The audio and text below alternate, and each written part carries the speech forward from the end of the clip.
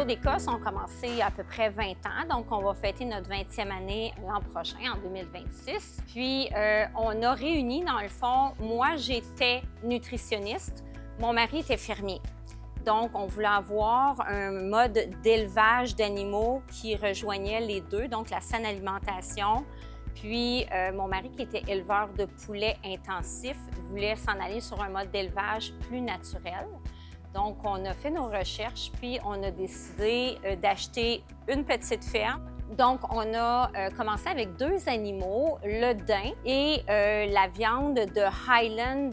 On voulait avoir donc des viandes qui étaient maigres, qui étaient saines, dont les animaux seraient élevés vraiment de façon naturelle, pas à l'intérieur, pas confinés, vraiment à l'état libre. Nous, chaque 2 ans, il y a toujours eu un step. Donc, de l'élevage, après ça, de la petite boucherie qui a été agrandie 2 fois à chaque 2 ans.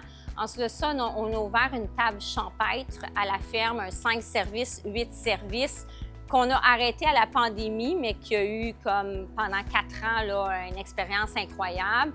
Par la suite, on a acheté un commerce juste en face de la boucherie, qui était un entrepôt de bateaux qu'on a transformé en boucherie et en marché agricole ici.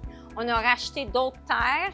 Par la suite, on a construit un centre jardin pour prendre les plantes comestibles, intégrer ça. Donc, finalement, c'est de projet en projet et ça grossit.